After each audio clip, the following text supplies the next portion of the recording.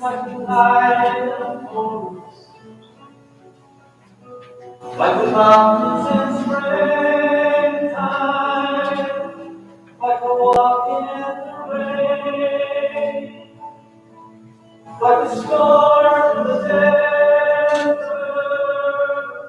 like a sleepy ocean. You can fill up my senses, come fill me again. Let me love you. Stand, please.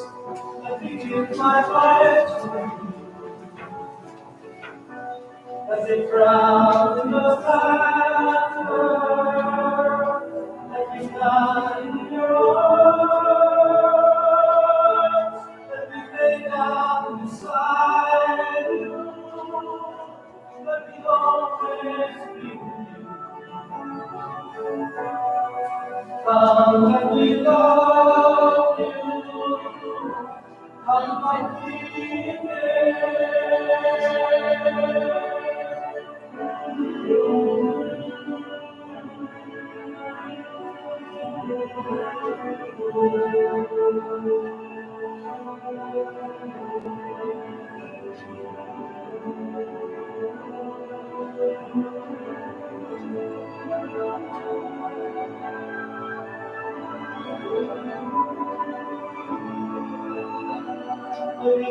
my life to you. Come, let me love you. Come, let me fill up my senses, like a light in the forest, like the mountains in springtime.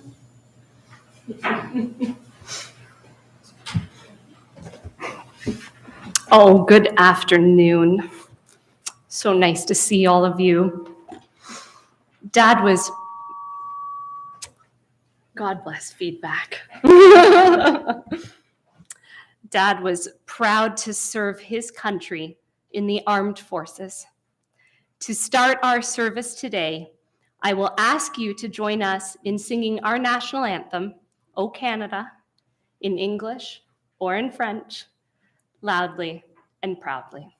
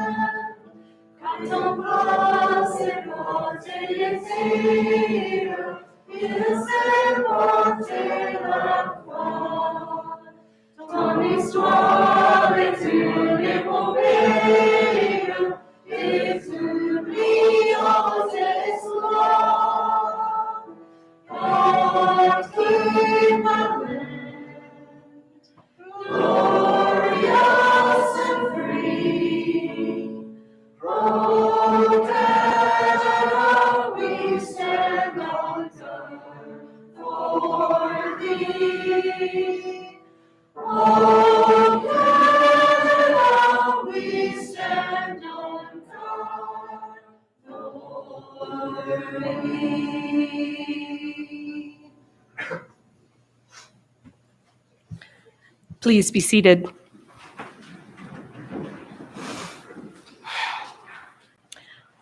On behalf of my mom, Wendy, and on behalf of the man we are honoring today, my dad, Frank, I want to thank all of you for being here. It's heartening to look out and see so many people here to support us from many facets of our family life. Thank you to our family, mom and dad's siblings, nieces and nephews, for traveling from Nova Scotia and across Ontario to celebrate Dad. It's also lovely to see Dad's work buddies. I can't tell you how often we heard stories from the time you guys spent together. Thank you to our family's dear friends from so many parts of our lives who are joining us to remember Dad today. I also want to remember our family and friends joining us on the webcast. I know you wanted to be here, and I'm so happy that you can take part and connect with us. Today we are going to celebrate Dad in a way that reflects him, at times solemn and serious, and at times funny and lighthearted. Many of you have reflected on Dad's abilities as a storyteller. We will do our best to make him proud with some stories that illustrate the thoughtful, hardworking, and let's face it, quirky man that he was. A bit about today's music. We have chosen music that's meaningful to Dad and Mum. The prelude contains some of their favorite tunes. The processional was Annie's song, chosen because Dad always whistled it through his teeth. The lyrics are beautiful. We have no idea if Dad actually knew them, but he sure knew the tune. We'll join together in singing another John Denver song, Leaving on a Jet Plane, and Mum will explain to you why that one's important. And we'll end our program today with the March of the Royal Canadian Corps of Signals. By way of introduction to Dad, I'm going to tell you some things that you already know if you spent more than a couple of minutes talking to him. First off, Dad was an extremely proud Acadian. He grew up in Wedgeport, a fishing village outside of Yarmouth on the south shore of Nova Scotia. He was the firstborn to Bella and Francis, the first of 8 children, 7 brothers, and finally 1 sister. I wasn't going to say it, but I'm going to. It's Snow White and the 7 Dwarfs.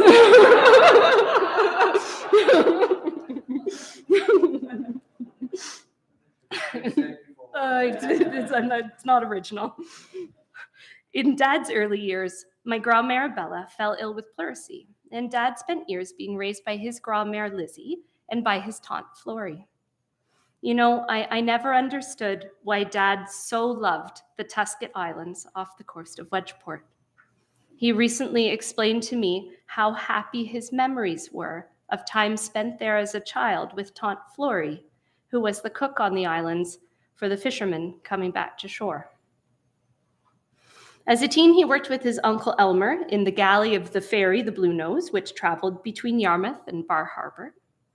He also worked cutting fish evenings and weekends. Dad loved fish. He loved fishing. By rights, he should have been a fisherman, but as the self-proclaimed most seasick Acadian ever born, it was not in the cards. This set the stage for his military career, taking him away from Wedgeport. Much like the Acadian people as a whole, Dad was proud and scrappy. He loved that he came from stock that had been expelled by the British and came back and thrived. He displayed subtle daily nods to his culture, like wearing an Acadian flag on his lapel, as well as larger nods, like flying a huge Acadian flag on August 15th, including this year, just days before he died. And he made a really mean rapi pie. You may have heard Dad tell a story or two about his time in the armed forces. Did you know he was in the Army? Oh, yeah. Dad enlisted in 1963 in Halifax and completed his basic training in Chilliwack, BC. This led Dad to line training and one-line troop, which defined his career and was an incredible source of pride for him. Dad's first assignment out of training was to Alert, which cemented his fascination with the Canadian North. Later, Dad was posted to Germany. His memories of the major exercises he undertook there remained vivid, and he was still telling me stories of that time in the days leading up to his death. Dad was promoted to the rank of Master Warrant Officer. Apparently, he generated an enormous number of memorandums, letters, and position papers, with colleagues joking that the administrative staff needed to be reduced by 20% upon Dad's retirement. And he was commended for serving with unwavering loyalty and a distinguished level of performance and professionalism throughout his military career. Upon his retirement from the forces in 1991, he removed his uniform, moved his desk a whole 30 feet, and continued his work with a very similar cast of characters as a civil servant. Dad had a rich civilian career with the Department of National Defense for an additional 18 years, a job that took him from coast to coast to coast. In the weeks leading up to his death, I spoke to Dad about his legacy. He wanted me to stress, especially to Alice, that he was a hard worker and he did things his way. He said to me, if you're going to do something, do it right. If you're not going to do something, he kind of hesitated. Well, let's not even go there. That's not an option. I think it's safe to say that Dad became an expert in any file that was handed to him, an incredible asset to his team, and a thorn in the side of anyone looking to cut corners or deliver substandard work. He retired in May 2009, 46 years after he enlisted. The motto of the Royal Canadian Corps of Signals is Velox Virtutis Vigilans. Swift, skilled, alert. I cannot think of 3 words that better describe my dad. And I will now invite my mom, Wendy, to come up and talk about her life with Dad.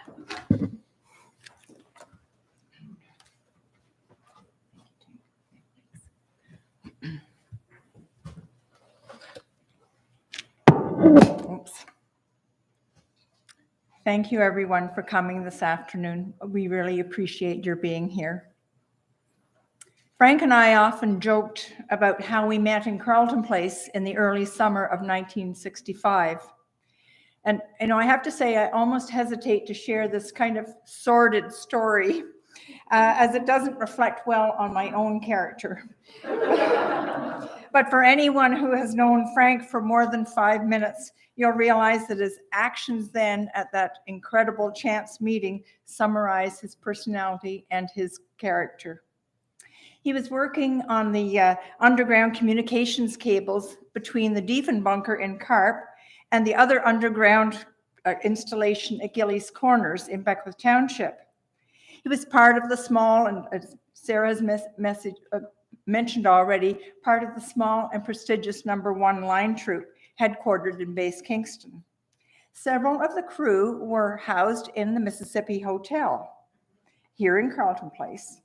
And following a day of digging trenches and repairing cables, Frank cleaned himself up and headed across town looking for action.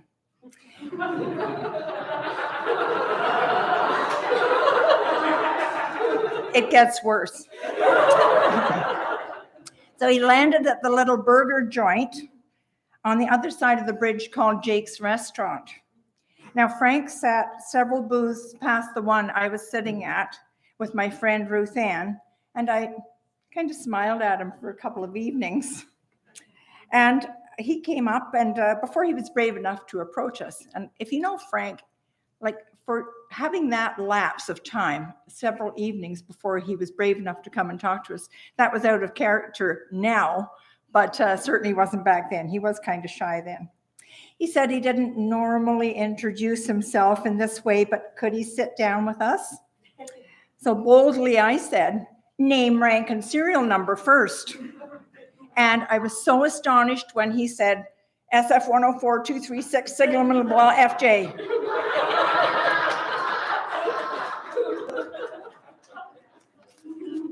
I could say that the rest was history, but he thought that the guy that I was sitting with was my boyfriend.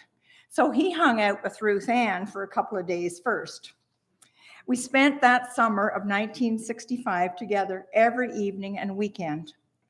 That fall, he was sent with the troop to Valcartier, Quebec, and was later on course in Kingston for the winter.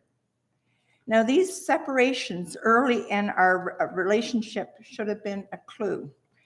How about a red flag as to our future life of untogetherness? But when I agreed over the phone to marry him, little did I know that this pattern of short-term stints would become the way we would live for over 20 years. Sadly, in my parents' eyes, Frank had 3 strikes against him: French, Roman Catholic, and in the army. And as none of my family would attend our wedding, we were married, and I was the only one of my family there, on August the 15th, 1966, La Fête Acadienne, in Wedgeport, Yarmouth County, Nova Scotia. Now, those of you who know the Robertson family well, and my family, will attest to the fact that Frank became the golden boy, especially with my mother.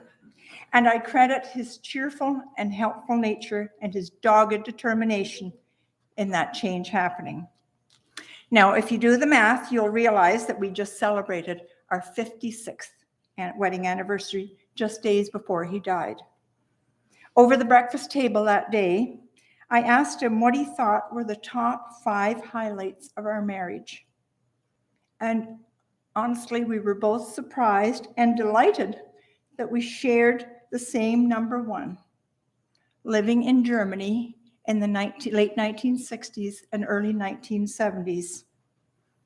And yes, Tinky, you were on our list of the top 5. She just, don't guess what number you were. You just didn't make it to number 1. So the number 1 highlight of our marriage was the wonderful 2.5 years that we spent living in Germany. And we were together actually for the most part because Frank's work was mostly in Lahr and the base in the Black Forest. We learned to speak German by living off base, and we scrimped and saved so that we could take off in our beat up little old Opel Kadett car and travel every weekend and holiday all over Europe. Germany is still our favorite travel destination, and we still mention it every day.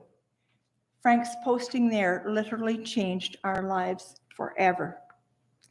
Only days before he died, Frank asked for his favorite German meal, Eisbein, smoked pork hock with sauerkraut. For the 15 years following the posting to Germany, our marriage was marked by separations for long periods. 1 year, he was away for 240 some days out of 1 calendar year. Following his basic training, as Sarah mentioned, in Chilliwack, BC, his postings were to Alert, Petawawa, Kingston, Germany, Kingston, Vancouver, Kingston, Petawawa, Montreal, Ottawa, in that order. We often joked that those were my postings, as I was in those places and he was on the road.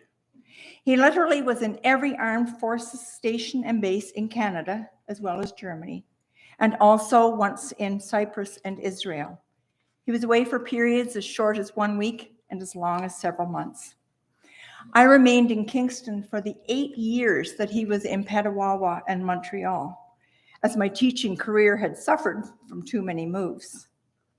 Remarkably, in those 8 years, Frank was home every weekend except 1.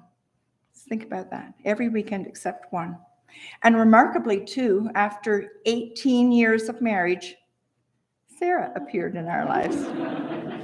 When people asked us why we had waited so long, Frank often quipped, "There are some things that you cannot do by mail."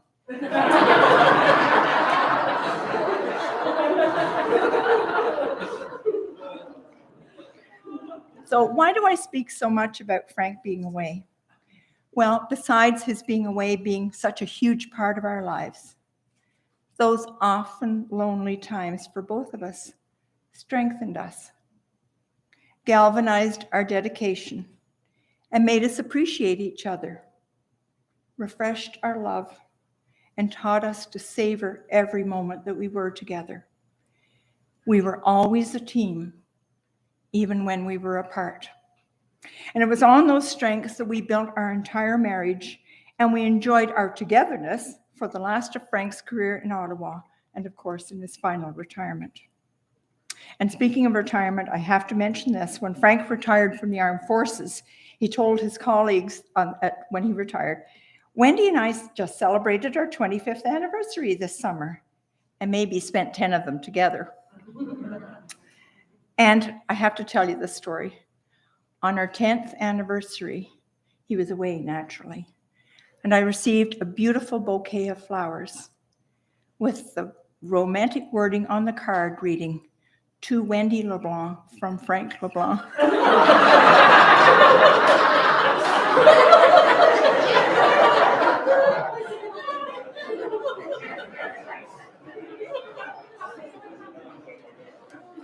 Now, Tink warned me to be careful about telling stories that would bring me to tears, and so you're going to have to bear with me while I recount a few anecdotes that will give you a little bit more insight into Frank, just in case he hasn't already told you.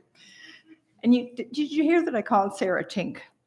Now, Frank never did. I always do. In fact, I sometimes have to really concentrate hard to remember to call her Sarah in public. Frank had a nickname for me. Does anyone know it? Yell it out if you know it. Nope. Well, it was Jeff. It was Babe. And I'm fairly sure there were times that Frank really couldn't remember my real name. For sure, he would enjoy chatting with all of you here today, as I did, because there were some people that I didn't remember your names, and I apologize. And he would be frantically trying to remember your names. We developed a method for me to assist him with remembering people's names, but there were occasions when I'd kind of let him squirm a bit before I'd tell him, right? Even though his chosen career was in communications, mainly telephone, he intensely disliked speaking on the phone. He wouldn't answer it at home. He never mastered the message systems and even speed dialing. He didn't have much use for computers, and certainly not cell phones. Now, when I was pregnant and close to my due date for Sarah, he gave me the telephone number to call, because he was in Montreal, to let him know that he needed to get back to Kingston quick. We should have done a test drive on this one, because Frank had reversed 2 of the numbers, and I couldn't get through to him. So I had to make a panic call to some poor operator on the base's main telephone line to track him down. For all his failings, though, Frank wrote wonderful letters. Now remember, the times that we were separated were pre-personal computers and the internet, right? And I'm very happy that we saved those letters and lugged the boxes of them from one home to another. Now, you saw out in the visitation room the number of Frank's collections. He had extensive collections of things of interest to him. Coins, interesting rocks, fossils, seashells, sea glass, tools of all kinds, including woodworking, wood carving, stone masonry, fishing equipment, antique telephones, photographs he took of ducks, rocks, trees, and water in all its forms. So, okay, we could find a space for all that stuff. But the one thing that caused us serious issues in our homes were his shirts in our walk-in closets. One day I'd had enough, and just to make myself feel better, I counted his shirts, just for laughs. 72 short-sleeved, blue, plaid, plain, and checked shirts, and 42 long-sleeved, blue, plain, plaid, and checked shirts. True. With a great deal of persuasion on my part, he finally culled half of each of the collections.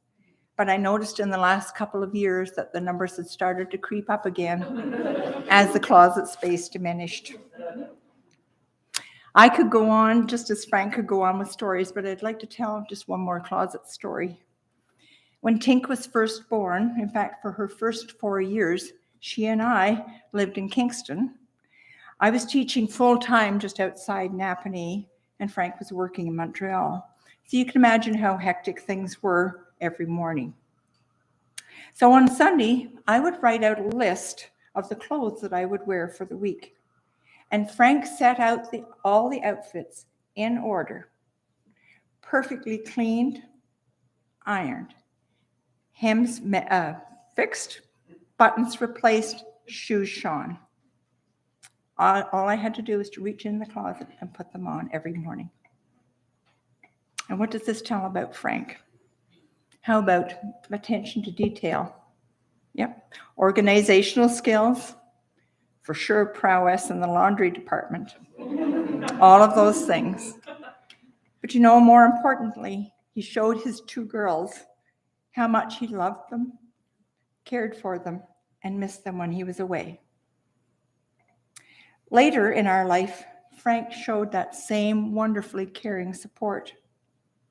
He was my unwavering and devoted behind-the-scenes man when I served Carleton Place as the mayor. Well, 2 girls, then Colin and Tink, added to Frank's 2 girls. Frank, known as Papa, and I have been so happy to live close to our darling Alice for the past 4 of her 8 years. He loved telling her silly Papa jokes, introduced her to Calvin and Hobbes, and the number 27. Private joke. And enjoying her wonderful artwork and music, her smile and laughter, her dancing and singing. What a blessing she's been. I'm sure there's some of you sitting here today who could relate more stories of Frank's that illustrate his quirky, as Sarah said, caring and lovable personality, and will feel blessed as we do to have known him. I look forward to hearing more of those stories following the service. But allow me to say one last song. Jeffrey, you know part of what happened this morning. Just going to have to see if I can fit this in. Frank left for Germany in December 1969, and I wasn't going to join him there until June, so 6 months separation. The #1 song on the hit parade that week became the theme song of our marriage, Leaving on a Jet Plane. This morning, when I was rounding the corner here, coming up onto Lake Avenue to turn into the funeral home, I was listening to my Sirius 60s on, it was 60s on 6, 60s on 73 now. And what was playing? Leaving on a Jet Plane. How could that have happened? There must be somebody thinking about us. So what I'm going to ask you all to do now is to stand and join us in singing Leaving on a Jet Plane.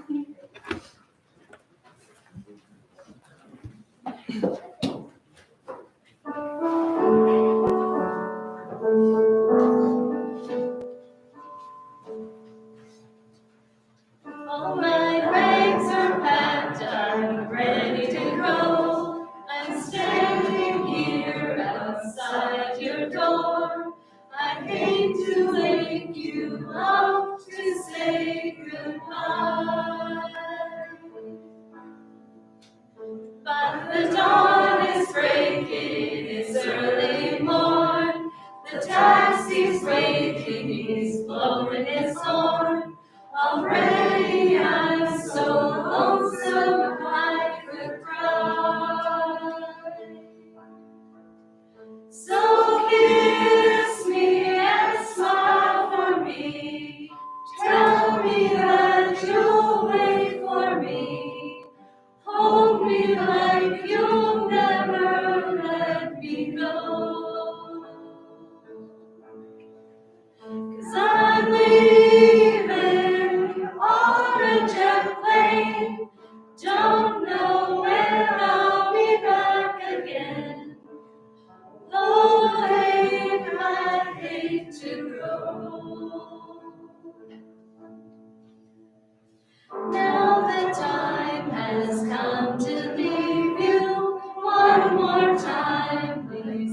me kiss you. Close your eyes and I'll be on my way. Dream about the days to come when I won't have to leave alone.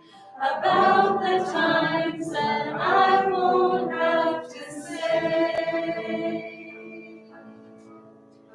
So kiss me and smile for me. Tell me that you'll wait for me. Hold me like you'll never let me go. 'Cause I'm leaving on a jet plane. Don't know when I'll be back again. Oh, babe, I hate to go. 'Cause I'm leaving on a jet plane. Don't know when I'll be back again. Oh, babe, I hate to go.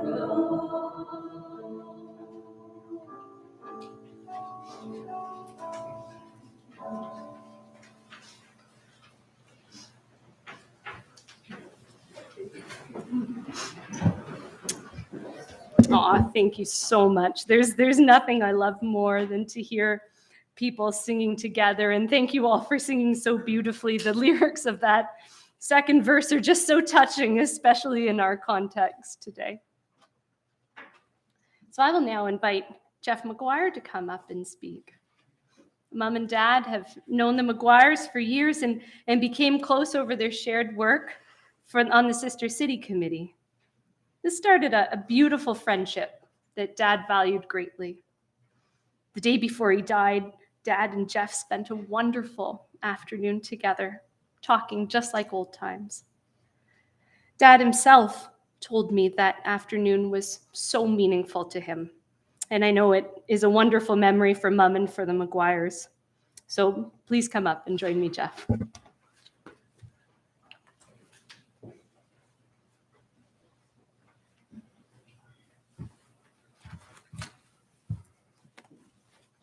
Well, you guys are a hard act to follow. It's worth being last. But anyway, I could throw these notes out and just talk off the cuff about Frank because we had such a good long relationship and friendship. But I'm not going to do that because I got some things I want to say. So, I mean, Frank was such an intelligent, hardworking, and very brave man. He was fiercely proud of his Acadian heritage and his Nova Scotia roots. He was an incredible linguist, a dedicated coin collector. In fact, he made me go and find one of his coins last Wednesday. I went and dug it out of a cupboard. He said, "It's over here, Jeff. Just find it, bring it over." So we had a great chat about that. He also insisted that Wendy go and find some fossils because he was a super fossil hunter, and he had two in particular he wanted to show me that he found in Prince Edward County. So these are recent finds. So he was pretty proud of them. But I mean, Frank, he was so good with his hands that he could basically make anything that he put his mind to. You know, he was just one of those people. And there's no doubt he loved his life's work in the Canadian Army, and he enjoyed world travel and all of that, everything that spun from it. But despite Wendy's stories about their long separations, I know he missed them the whole time he was away. He made that clear. I mean, above all, he loved Wendy and Sarah, Colin, his precious granddaughter, Alice, his brother, sister, and extended family, you know. But Frank was one of those people. He always put other people ahead of himself. That's the way I felt. He was a true friend, and he genuinely cared about other people, which is a fantastic trait in anybody, I think. He loved to have fun. He had a great sense of humor, and we've accompanied Frank on his nearly 8-year journey with cancer, and it's been an incredible experience for us. You know, I mean, everybody, he used to think about the finality of something like this, and it finally happened. But Frank didn't want any sadness associated with it, not at all. So we're going to do our best to make sure that doesn't happen. Friends and friendship. I mean, you know, it's a wonderful thing. Kathy and I've got, you know, we're lucky enough to have lots of friends, but none like Frank and Wendy. We've been best friends for years now, and Frank's passing is a huge loss for us. Just as Sarah said, we had a wonderful visit with him last week, and we were shocked, I guess, when the next day Wendy called us at the hotel and said he'd gone. But we weren't surprised, strangely enough, you know, just the way it went. Speaking of friends and friendship, I think it's fair to say that everyone was Frank's friend. I know Wendy and Sarah will agree. The sight of Frank immersed in conversations with complete strangers was a hallmark of their lives, and ours too, as it happened. I'll give you one example. We were sitting in Deacon Brody's tavern in Edinburgh on the Royal Mile. We were there on one of our wonderful sister city trips, and anyway, it was a hot day in Scotland, so we needed a little something to wet our whistle. So we went into this famous pub just by accident, not by design. And we were sitting there, and Frank excused himself to go to the loo. So we were nursing our drinks, the three of us, for quite a while. And finally, Wendy said, "Where's Frank?" So we were wondering. And then Wendy spotted him. "Oh boy, look at this. Frank's found another friend." And that was sort of the hallmark, I said, of, you know, our existence. It was a lot of fun. But anyway, speaking of travels, it was sister cities that really helped cement our friendship. We knew Frank and Wendy well because we, you know, were working in the same community on so many different things here, and Wendy's political career and all of that. But it was when we joined sister cities that we really got to know each other. We went to Franklin, Tennessee one time, one of the sister communities at Carleton Place, and we ended up spending a lot of time together. And we were out at Carleton Plantation, which is a wonderful place to visit. I'll do a commercial for Franklin here. It was the site of a pivotal battle of the American Civil War, and in November 1864. So we were talking, and we went to the cemetery, which is called the McGavick Cemetery. There are 1,500 Confederate dead buried there, and we were touring it. And it was during that visit that Frank and I realized just how much we had in common with respect to war and warfare. So from then on, Frank began to share stories from his military experience with me. I can't begin to tally how many hours we spent on the subject. When we were out having one of our long, enjoyable dinners, we have one conversation going. Kathy and Wendy at one side of the table, Frank and I on the other, and it was always Frank's war stories that I was listening to. So anyway, sometimes I catch Wendy rolling her eyes, and Frank was dramatically outlining, you know, one story or another to me. And sometimes when he was out of earshot, she'd whisper, "At least 50% of that's bullshit."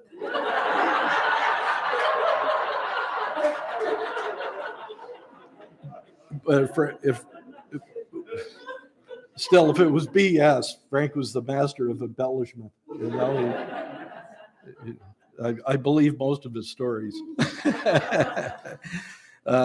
Over the course of 2 decades, Frank and Wendy, Kathy, and I traveled extensively. We were, you know, Germany, France, Switzerland, Ireland, South and North, the United Kingdom.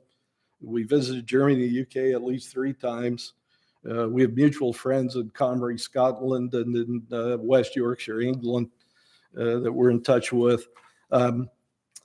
We also visited the East and West Coast in Canada together. And, we had some memorable driving excursions down through New York State and into New England, especially Vermont, with an emphasis on Stowe. We love Stowe. We spent days hunting for covered bridges. We got to know every back road in Vermont. There's a little over 100 covered bridges still left there, and I think at last count our tally was nearly 80. So we've done reasonably well. But Frank's wonderful wit and his good humor made long flights and lengthy drives really special. I mean, it was just so much fun. I'll never forget his funny references to Truck Stop Annie. This was a waitress in a particular Vermont restaurant that we went to, and Frank thought she was badly out of place. Sorry, Frank, but I'm going to squeal about your driving. Somebody had to, Jeff. Frank wasn't just the world's best driver or navigator at times, and much to Wendy's chagrin.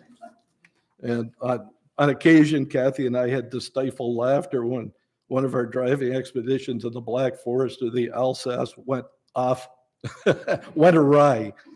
There were some loud words exchanged in the front seat, and we were sort of cowering in the back. One afternoon, we were driving back to Gengenbach, which is Frank and Wendy's favorite German village, and Wendy drew Frank's attention to his speed. Frank, slow down, for God's sakes, she said. Frank replied, I have some effing Deutscher right on my ass. What am I supposed to do?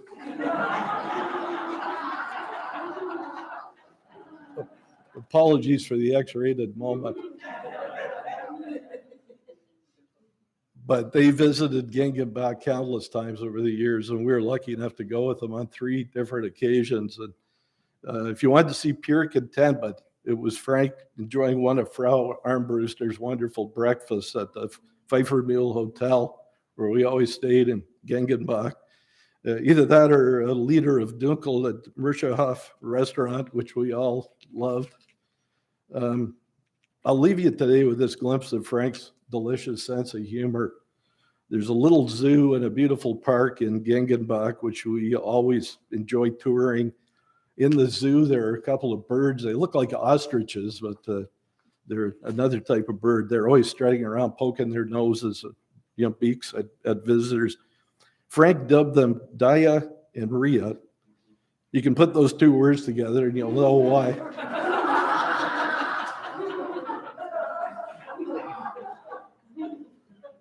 In all seriousness, it's not hard to be serious with Frank, but I'm going to end on a serious note. I'm really going to miss Frank. I mean, he was a dear friend, and certainly the 3 of us, Kathy and I and Wendy, we're always going to be together as often as we can. And life isn't going to be the same without Frank. Auf Wiedersehen, Franklin.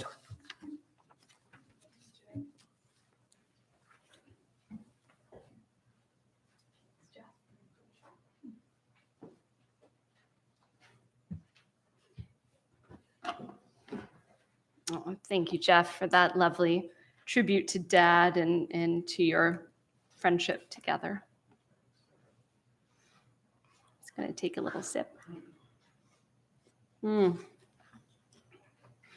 the last few minutes that we have together today, I'd like to reflect on Dad's acts of service. And I'm not talking about Dad's service in the armed forces or in the Department of National Defense. Rather, I'd like to talk about his day-to-day acts of service to his family, to his friends, and to his community that defined him. And they were his way of showing his love and caring.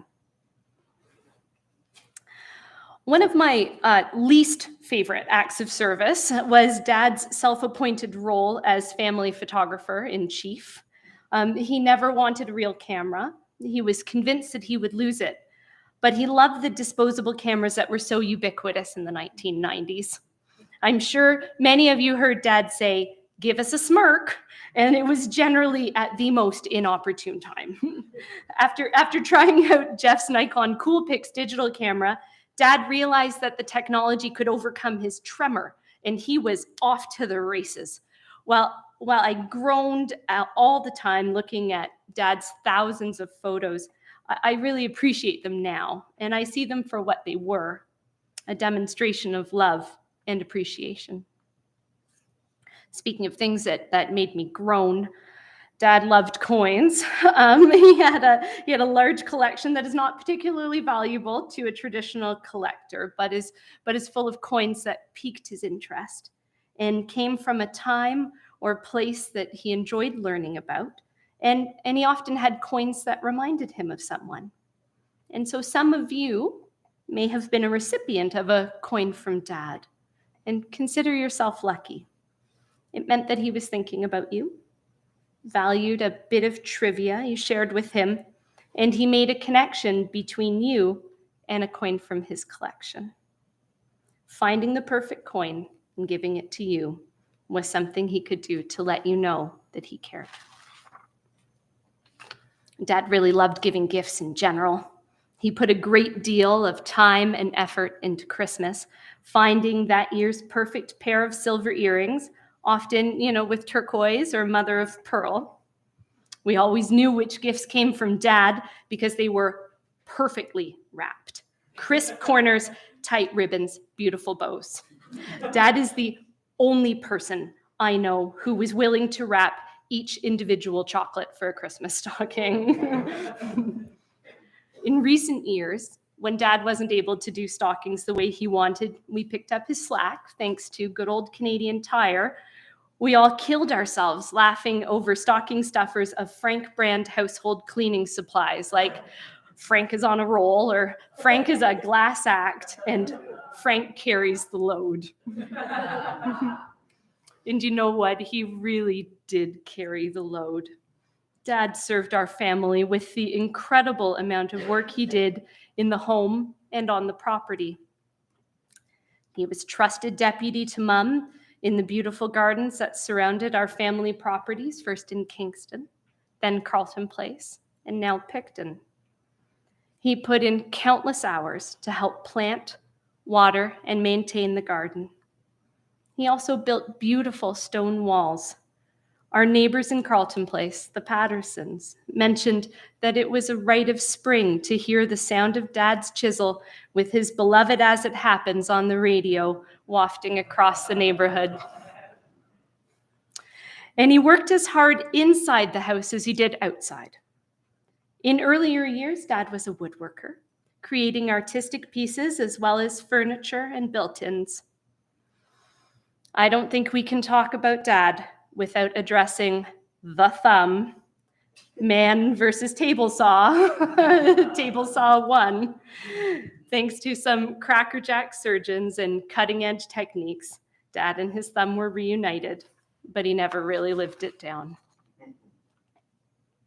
And in less dramatic domestic pursuits, nobody made a bed or cleaned a floor like Dad did. He was the master of laundry. He could bust any stain or mend any tear. One fateful day as a teenager, I found that a shirt of mine had new shoulder pads in it, approximately 20 years after shoulder pads had gone out of style. Much to my chagrin and much to my mother's great amusement, Dad had found some pads from one of my bras in the laundry and had very helpfully reattached them. What a guy. Yep. And that happened.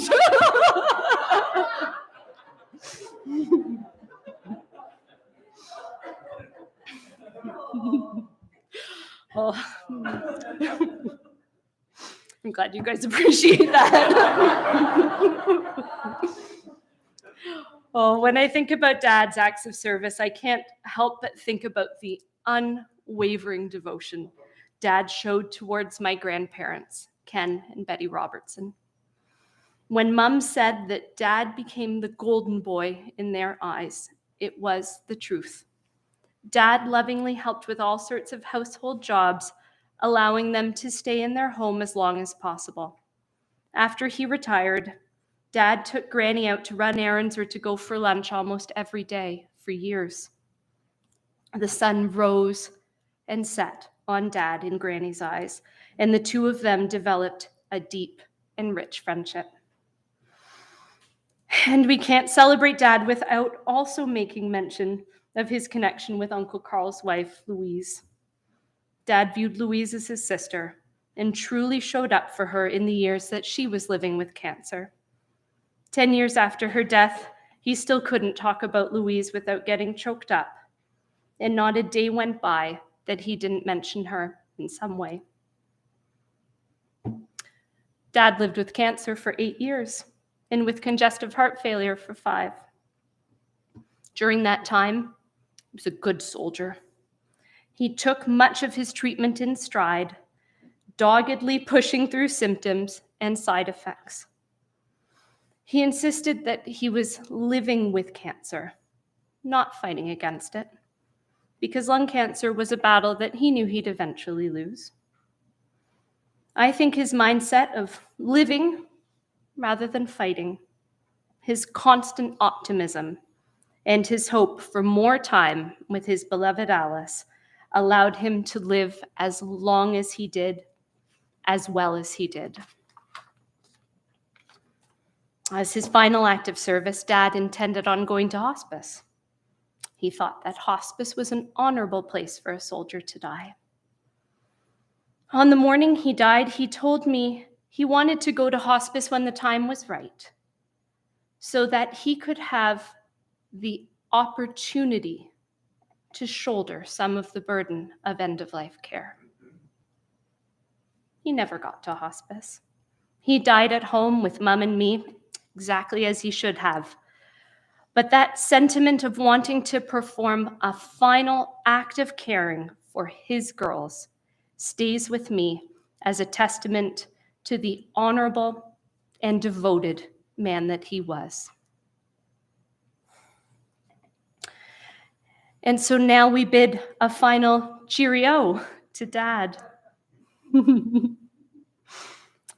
Thank you all again for joining us this afternoon. We hope to see you downstairs for a little reception after the service, as I'm sure you all have your own stories to share about our beloved storyteller. To end our service, we will hear the last post and have a moment of silence in Dad's honor, as he would say, Auf Wiedersehen, or à la prochaine.